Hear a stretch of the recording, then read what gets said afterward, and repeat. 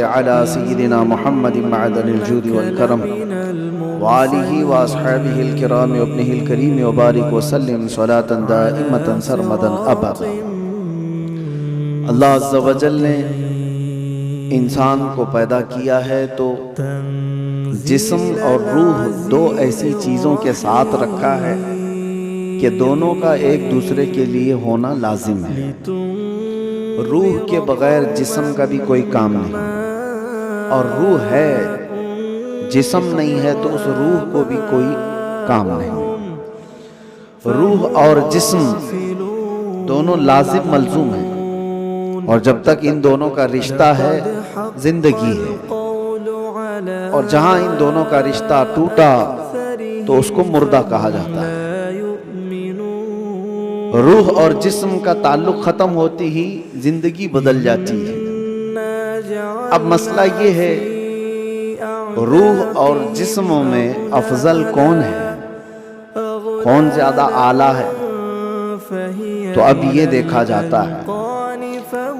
کیا آپ یہ سمجھتے ہوں گے کہ صرف روح ہے اور جسم نہیں ہے؟ تو کیا مطلب ہے روح کا؟ لیکن روح اور جسم کا جب کمپیریزن ہوگا تو روح اس میں بہت بلند و بالا ہے۔ اس کی وجہ یہ ہے کہ روح کے نکل جانے کے بعد جسم زیادہ دیر تک نہیں سلامت رہ سکتا۔ چند گھنٹے، چند دنوں کے بعد اس کے اندر سڑن پیدا ہوگی اور یہ سڑ گل جائے گا۔ روح کے نکلنے کے بعد جسموں کی کوئی اوقات نہیں رہ جاتی، جسم سب مٹی میں مل جاتے ہیں، گل جاتے ہیں۔ نبیوں کے اور شہیدوں کے جسموں کو چھوڑ کر بات کر رہا ہوں عام طور پر۔ لیکن روح کیا چیز ہے؟ اللہ تبارک و تعالیٰ فرماتا ہے قرآن پاک میں، اے محبوب آپ سے یہ روح کے بارے میں پوچھتے ہیں یہ کیا ہے؟ آپ فرماتے ہیں روح اللہ کے حکم کا نام ہے، روح اللہ کا حکم ہے۔ تو روح جس کے اندر موجود ہے اس کے ساری چیزیں ایکٹیو ہیں، سب چیزیں حرکت کر رہی ہیں، حتیٰ کہ آپ سننے کی جو طاقت رکھتے ہیں اس لیے کہ روح آپ کے جسم کے اندر ہے، اور میں بول رہا ہوں یہ طاقت ہے اس لیے کہ روح ابھی موجود ہے۔ ہاتھ اٹھ رہا ہے، پیر چل رہے ہیں، زبان مزہ چک رہی ہے، آنکھیں چپک رہی ہیں، یہ ساری حرکتیں روح کے ہونے کی وجہ سے ہیں۔ روح کا تعلق ختم ہو جائے تو جسم یہ ساری حرکتیں نہیں کر سکتا۔ اب میں آپ کو بتا رہا ہوں، تھوڑی سی چیزیں آپ توجہ لے لیں۔ روح جب ہمارے جسم کے اندر ہے تو ہم کیا کیا کر سکتے ہیں، اور روح نکل جانے کے بعد کیا نہیں کر سکتے، یہ دماغ میں رکھیے آپ۔ ایک مردہ نہ ہاتھ اٹھا سکتا ہے، نہ پیر اٹھا سکتا ہے، نہ آنکھ کھول سکتا ہے، نہ زبان سے چک سکتا ہے، کچھ نہیں کر سکتا۔ لیکن روح ہونے کے وقت آپ بھی اور ہم بھی کیا کیا کر سکتے ہیں؟ ہم اپنا ہاتھ بھی اٹھا سکتے ہیں، پیر سے جہاں تک چاہے چل سکتے ہیں، بول سکتے ہیں، سن سکتے ہیں، دیکھ سکتے ہیں، سب ہے۔ روح ہونے کے وقت اتنا سب جو کر سکتے ہیں یہ اتنا ہی نہیں، بلکہ میں آپ کو بتا دیتا ہوں اس روح کی اگر کوئی تربیت کرتا ہے تو یہ روح اس کو اتنی طاقت عطا کرتی، اتنی کہ وہ جو سامنے حرکتیں ہو رہی ہیں ہاتھ پیر ہلانے کی، یہ بڑھتے بڑھتے بڑھتے اتنی ہو جاتی ہے کہ اس کے لیمیٹیشن ہی نہیں ہے۔ روح اس کو اتنی طاقت پہنچاتی ہے کہ آج روح میرے اندر ہے، میں سامنے کی دیوار تک دیکھ رہا ہوں، اور روح طاقتور ہو جائے تو ہو سکتا ہے وہ مشرق میں بیٹھ کر مغرب کے حالات کو دیکھ رہا ہوں، وہ شمال میں بیٹھ کر کے جنوب کے حالات دیکھ سکتا ہے۔ روح کی طاقت جب بڑھ جاتی ہے تو ہو سکتا ہے آج میرا ہاتھ جتنا لمبا ہے وہاں تک کی چیز چھو سکتا ہوں، پکڑ سکتا ہوں، لیکن روح کی طاقت جب بڑھ جاتی ہے تو بیٹھے بیٹھے مدینہ طیبہ سے ملک شام میں بھی کسی کی مدد کر سکتا ہے۔ اب میں آتا ہوں اسی گفتگو پر، تو پھر میرے عزیزو روح کی تربیت کے لیے کیا کرنا چاہیے؟ پورے دنیا بھر کے آپ دوسرے مذاہب میں بھی دیکھیں گے، ریلیجنز وہ لوگ بھی تپسیا کر رہے ہیں، آتما کی شکتی حاصل کر رہے ہیں، الفاظ الگ ہیں، اور وہ پاور آف سول کہتے ہیں کرسچن لوگ، ہندو لوگ آتما کی شکتی کہتے ہیں۔ اس کے لیے وہ دنیا کو ترک کر رہے ہیں، کچھ کلمات کے جاپ کر رہے ہیں، کسی نہ کسی طرح سے وہ اپنی روح کو بڑھانے کی کوشش کر رہے ہیں۔ تو سب ادیان میں یہ ایک کانسیپٹ پایا جاتا ہے۔ میں آپ کو بتاتا ہوں اصلی روح کی طاقت وہ ہے، روح نے اگر اپنے رب کو پہچان لیا تو یہ سب سے بڑی طاقتور ہے۔ اور روح جس وقت اللہ رب العزت کو اپنے خالق کو پہچان لیتی ہے تو وہ رب تبارک و تعالیٰ کی قرب پانے کا جو اس کا مقام ہے وہ ولایت کا مقام ہے، اور وہیں سے اس کی طاقت کا اضافہ ہو جاتا ہے۔ ہمیں اس روح کی تربیت کیسی کرنی ہے، روح کی تربیت کیسی ہو؟ دیکھیں آپ کو ایک سمپل سی بات بتا رہا ہوں، جسم کو صبح ناشتہ نہ کرو، دوپہر کا کھانا نہ کھاؤ تو شام تک آپ ہلنے لگ جائیں، اور اگر 3 وقت کا کھانا چھوڑو تو کمزوری جسم پر اور چہرے پر ظاہر ہونے لگ جائے گی۔ کیوں؟ اس لیے کہ جسم کو بھوک لگتی ہے اور ہم کھانا کھاتے ہیں، اسی طرح روح کو بھی بھوک لگتی ہے۔ روح کی غذا اللہ کا ذکر ہے، ذکر اللہ ہے، اور جب بندہ اللہ کا ذکر کرتا ہے تو اس کی روح تر و تازہ ہوتی ہے۔ اور یہاں تو برسوں سے اللہ کا ذکر ہی نہیں کیا تو کسی کی روح بیمار اتنی ہو چکی ہے کہ اسے کچھ نہیں پتا، صرف چلتا پھرتا ایک لاشا ہے، چلتا پھرتا ایک جسم ہے، روح تو ہے موجود لیکن بڑی کمزور اور بڑی غریب۔ اس روح کو طاقتور بناؤ اللہ کے ذکر سے، ذکر اللہ سے۔ اب آپ کو میں بتاتا ہوں، جہاں یہ روح سلامت ہوتی ہے، انسان کا جسم مر بھی جائے تو اللہ تبارک و تعالیٰ اس کی روح کو اسی طرح باقی رکھتا ہے، روح باقی ہے۔ مرنے کے بعد بھی انسان کے جسم کو قبر میں رکھ دیے جانے کے بعد بھی روح باقی ہے، روح باقی ہے۔ اور روح جب تک طاقتور ہے وہ کیا سے کیا کر سکتی ہے، تصرف اللہ تبارک و تعالیٰ اس کو عطا کیا ہے۔ موت کے بعد بھی اولیاء کاملین کی زندگیاں ہم جو دیکھتے ہیں وہ اسی بنیاد پر ہے کہ انہوں نے اپنی زندگیوں میں جسم سے زیادہ اپنی روح کا خیال کیا۔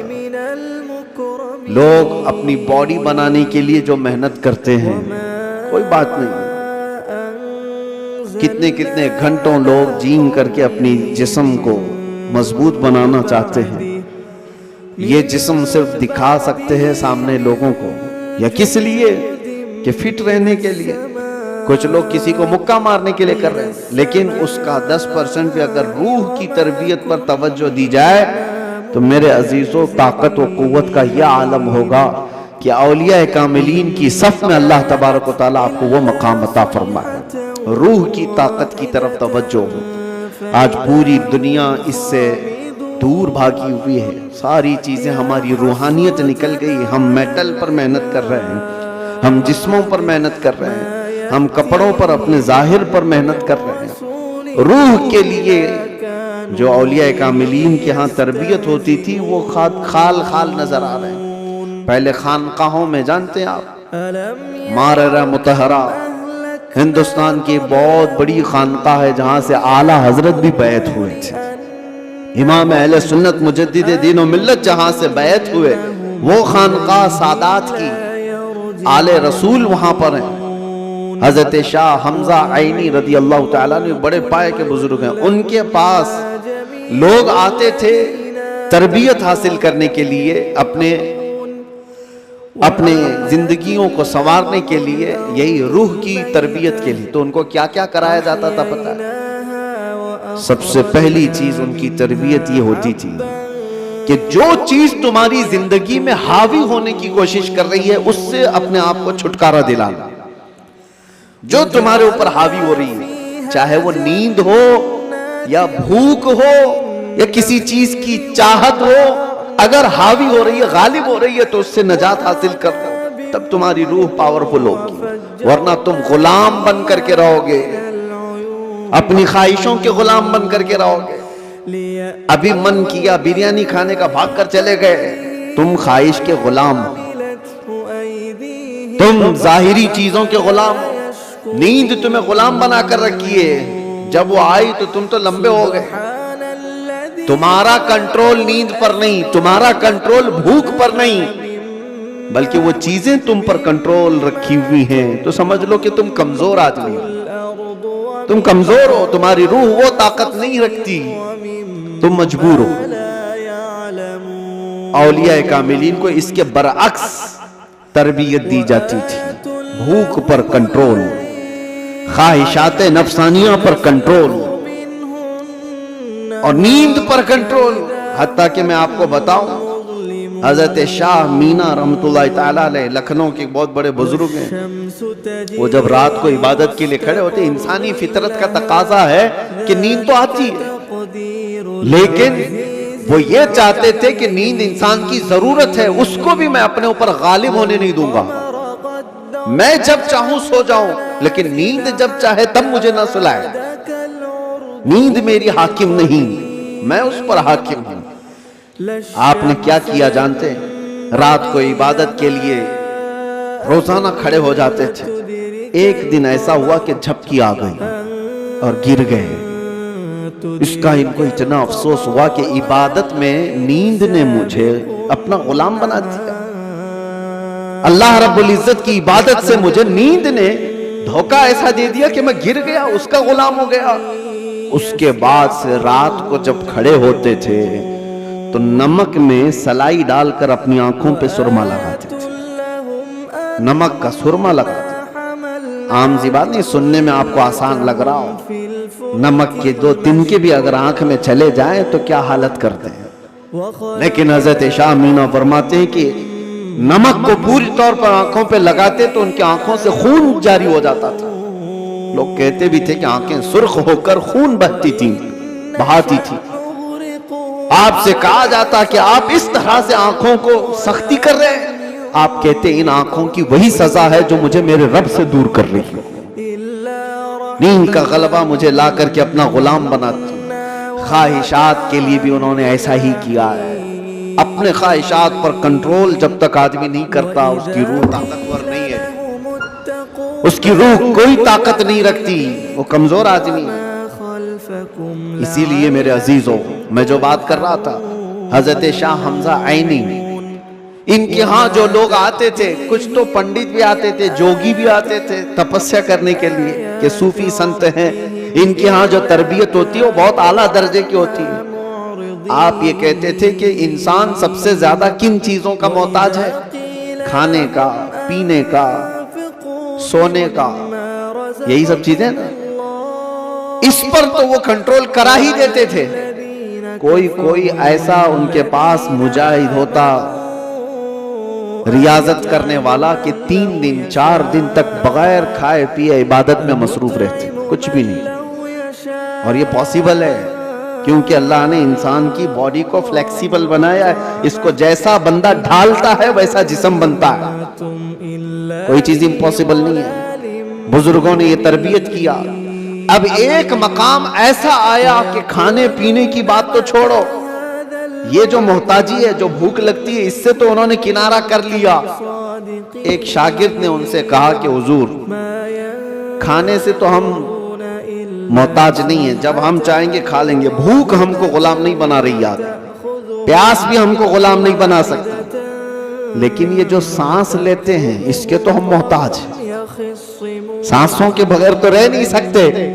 آپ نے فرمایا میں وہ بھی تربیت تمہیں کرا دوں گا، اس کی بھی تربیت کرا دوں۔ تو حبس نفس اولیاء کاملین کے ہاں، میں تصوف کی بات کر رہا ہوں، ایک تربیت یہ بھی ہے ان کے ہاں، حبس نفس، حبس نفس یا حبس دم جس کو کہا جاتا ہے، کیا ہے؟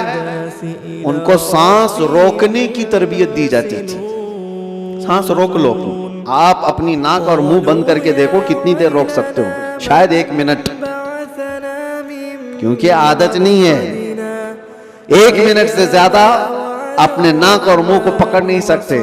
لیکن تربیت کے بعد ماررہ مطہرہ کی تاریخ میں ہے، حضرت شاہ حمزہ عینی کی بارگاہ میں جو تربیت پاتے تھے، ان کو سانس روکنے کی جو تربیت دی جاتی تھی، फजर के बाद वो सांस को रोकते थे तो जोहर तक लेकर जाते थे, जोहर तक।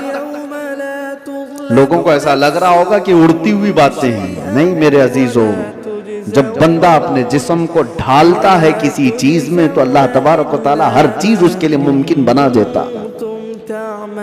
और हमने दुनिया में अपने जिस्मों को आजाद कर रखा है, सारी दुनिया इस जिस्म पर राज करती है, ख्वाहिशात हम पर हुक्म करते हैं, हम इन पर कंट्रोल नहीं पा रहे हैं। आज जरूरत इसी बात की है कि हम जिन चीजों के एडिक्ट होते जा रहे हैं उन चीजों को अपनी जिंदगी से दूर करते जाएं। कोई ख्वाहिशात ऐसी हैं जो मेरे ऊपर हावी हो रही हों, उन ख्वाहिशात से अपने दामन को छुड़ाने की कोशिश करें। और यही तरबियत बारगाह मुस्तफ़ा सल्लल्लाहु अलैहि वसल्लम की थी। एक बात मैं आपको बताता हूँ, मजबूरी के आलम में भी औलिया कामिलीन ने अपने आप को दुनिया के हवाले नहीं किया, दुनिया के हवाले नहीं किया, वो बचने की हर मुमकिन कोशिश करते रहे। एक बुजुर्ग के मुतालिक हमने पढ़ा है, हजरत मुश्की रहमतुल्लाह अलैह, इराक के एक बुजुर्ग, लेकिन वो जवान शख्स, मुश्की गालिबन अब्दुल्लाह कुछ नाम था, बहुत खूबसूरत, देखने में बिल्कुल हैंडसम नौजवान, एक कपड़े की दुकान पर काम करते थे। शहर की एक अमीर औरत कपड़ा खरीदने आई और वो अय्याश औरत थी, उसने लड़के को देखा, नौजवान को, इस पर फरेफ्ता हो गई। बहाने से कपड़े की बहुत बड़ी थान खरीदा और उसके बाद उस नौजवान से कहा, क्या तुम मेरे महल तक पहुंचाओगे, मैं उसकी उजरत दूंगा। भोला भाला नौजवान कपड़े उठा लिया और चल पड़ा। उस खातून के घर जब पहुंचे तो उसने कपड़े की वो थान अंदर रखवाई और कमरे में उसे बुलाकर दरवाजे बंद कर दिए। और उसके बाद उस नौजवान से कहा कि तू अब आजाद नहीं है, तू मेरे पास कैद है, मैं तुझे यहाँ पर इस बहाने से ले आई हूँ, तुझे जो चाहिए वो मैं दे दूंगी, माल दौलत जो भी है, लेकिन मेरी ख्वाहिशात पूरी कर दे।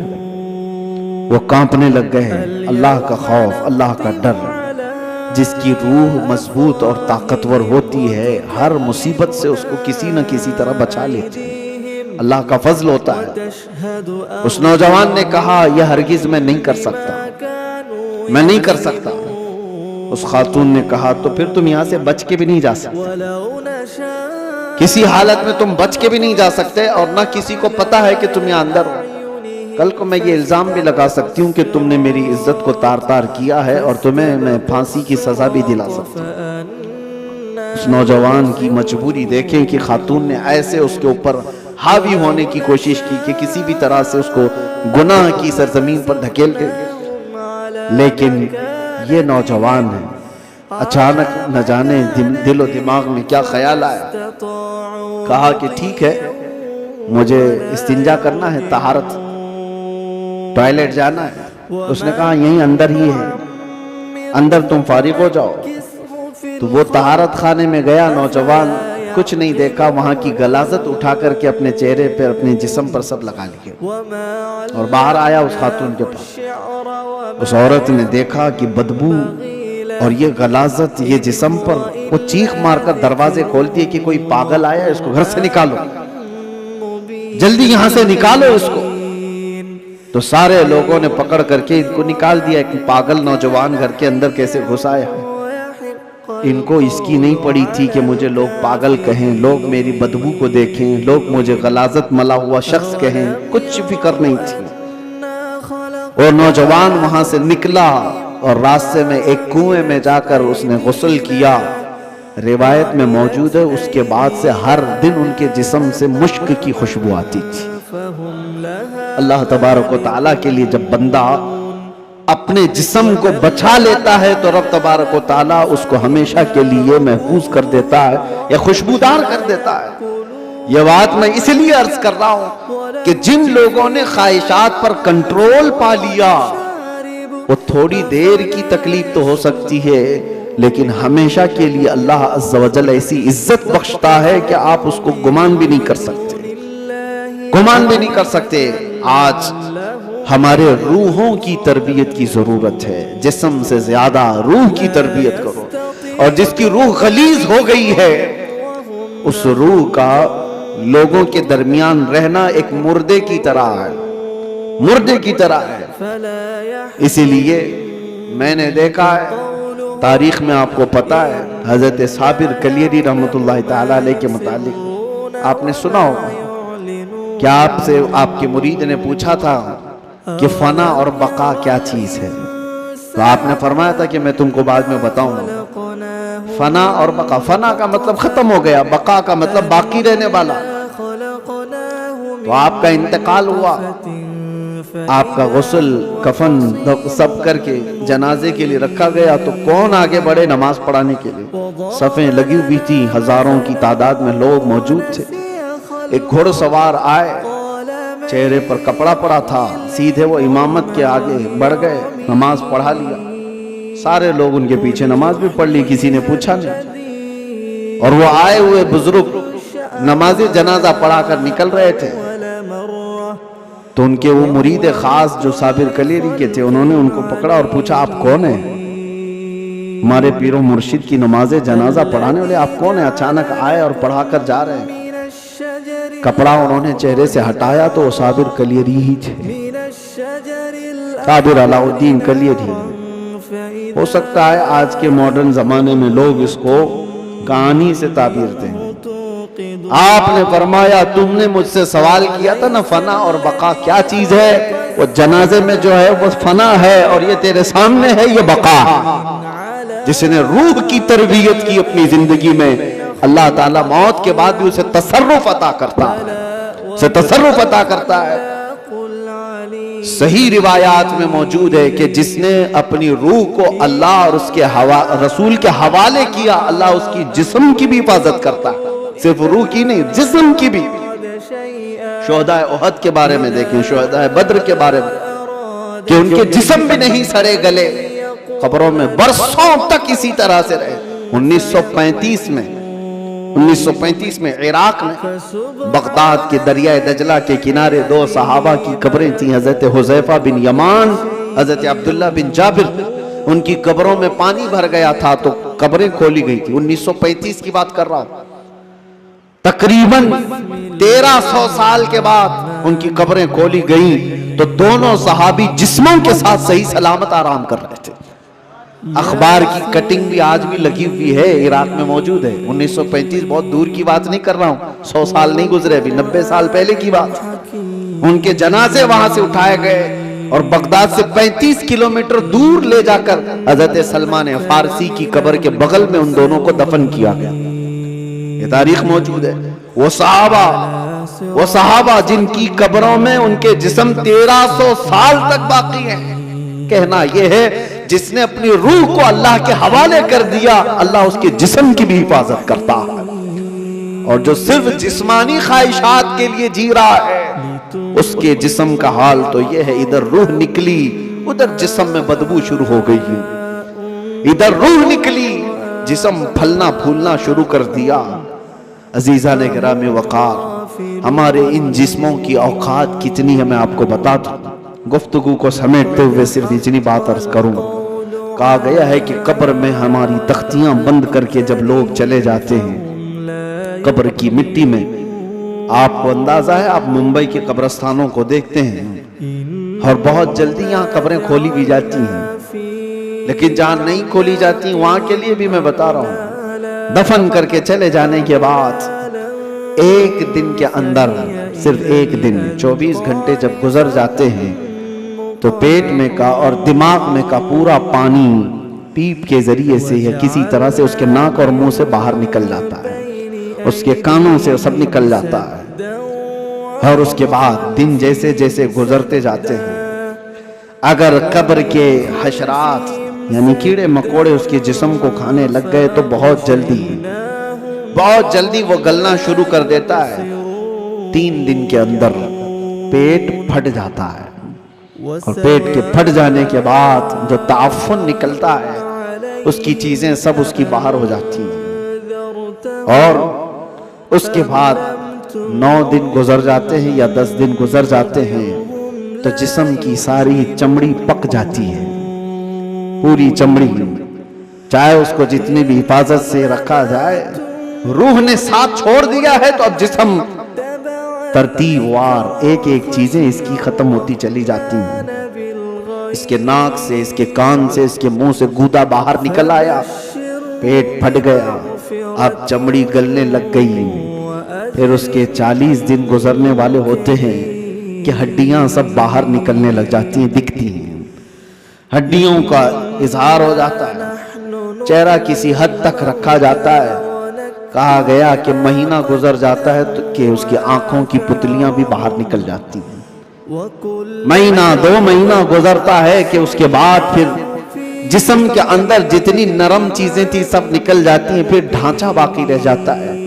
اور ڈھانچہ، ہڈیاں بھی اپنے آپ میں ٹوٹنے لگ جاتی ہیں.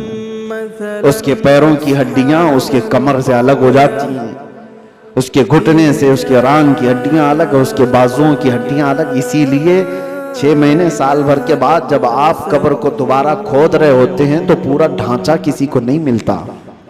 کسی کی گھٹنے کی ہڈی، کسی کے سر کی کھوپڑی اور کسی کے پیر کی ہڈی، یہی سب چیزیں ملتی ہیں. جسم سب چھوڑ چکا ہوتا ہے. یہ وہی جسم ہے جس کو ہم گھنٹوں آئینے کے سامنے سجا رہے ہوتے ہیں. یہ وہی جسم ہے جس کے اوپر ہم اپنی محنت خرچ کر رہے ہیں.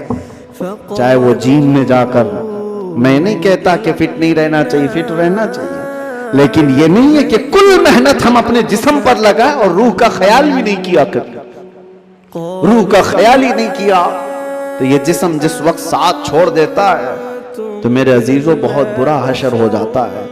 مولا علی کرم اللہ وجہہ الکریم ایک بار قبرستان تشریف لے گئے، قبروں کو سلام کیا، السلام علیکم یا اہل القبور. اور اس کے بعد وہ مولا کائنات ہیں، قبر والوں سے یوں کہتے ہیں کیف احوالکم یا اہل القبور، اے قبروں والے تمہارے حالتیں کیا ہیں. سعید ابن مسیب حضرت علی کے ساتھ تھے.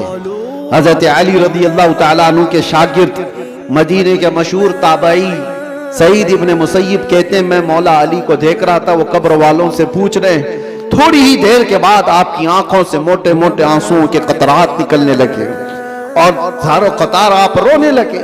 سعید ابن مسیب پوچھتے ہیں مولا علی کرم اللہ وجہہ الکریم سے کہ سرکار آپ ان سے بات کر رہے ہیں اور رو کس بات پر رہے ہیں؟ مولا علی نے فرمایا میں نے ان سے صرف اتنا پوچھا کہ تمہاری حالتیں کیا ہیں، تو قبر والوں نے مجھے جواب دیا اے علی ہماری کیا حالتیں پوچھتے ہو؟